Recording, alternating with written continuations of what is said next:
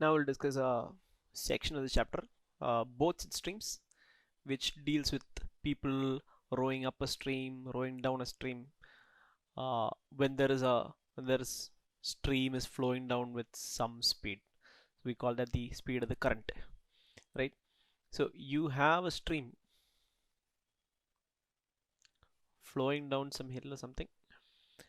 The water is flowing at a certain speed, which we call the speed of the current, SC.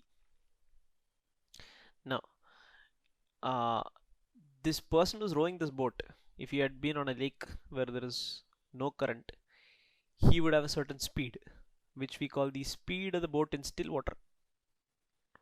Still water speed, which I'll refer to as SB, speed of the boat in still water.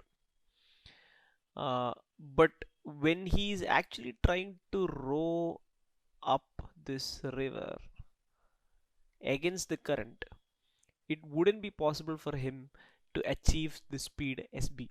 It'll be less than that because he'll be rowing, he'll be trying to do some work, but the water that's flowing downhill is working against his effort. So his speed is going to be less than that. It's basically uh, SB minus SC. That's your upstream speed, which I'll call SU. It's going to be SB minus SC. While on the other hand, if he's trying to row downstream, he'll find it very easy because the current is aiding him. So the downstream speed is SB plus SC. So if you have the speed of the boat in still water SB and the speed of the current, you can say that speed downstream is boat plus current, upstream is boat minus current. On the other hand, if you're given the upstream and downstream speeds, you would say that the speed of the boat is SD plus SU by 2, while SC is SD minus SU by 2. Basically, given any two, you can find the other two out of these four terms. SB, SC, SD, and SU. If you have any two, you can find the other two, and there's no need to by heart all these formulae. All of that information is right here. Upstream, speed of the boat in still water. Downstream, these are three terms which are in an AP, arithmetic progression, where the common difference is the speed of the current. Just remembering this diagram is equivalent to learning all of these formulae. Just remember that. So those are the basics. And I just want to point out what is actually happening. How is this related to relative speed? You are, let's say your current is flowing down at 2 meter per second and you are capable of rowing at 10 meter per second in still water, let's say in a pond. Then your downstream is going to be 12 meter per second and your upstream speed is going to be 8 meter per second based on the formula and the diagram that we just saw. But what's happening is that you are actually rowing 10 meter per second. The problem is you are doing that on a mass of water which is flowing down at 2 meter per second. So what's happening is the relative speed of the boat with respect to the water is 10 meter per second, right? But on the other hand, somebody is just standing on the bank and observing you. What he sees is your actual speed. Your speed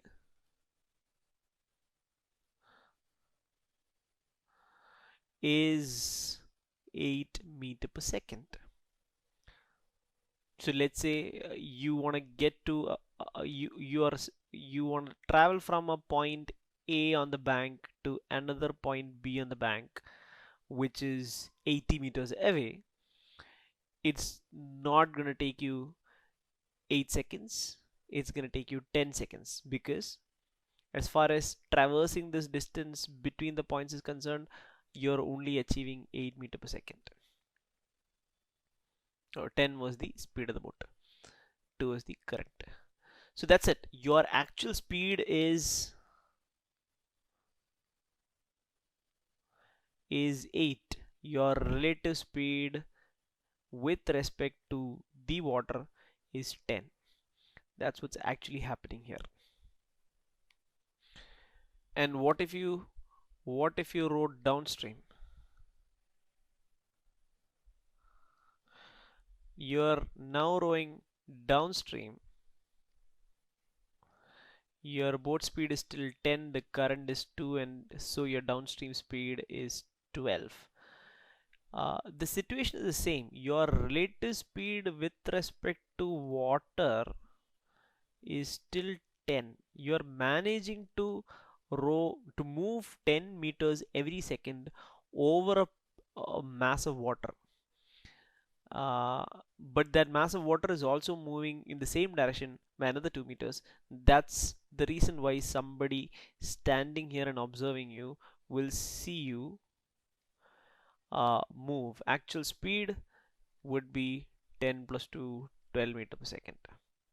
The actual speed of the boat while is going downstream is 12 meter per second, but its relative speed with respect to the water on which it is being rowed is 10 meter per second. The key point that I want to stress is that what we refer to as the speed of the boat in still water is actually a relative speed, while the downstream speed and the upstream speed are actual speeds.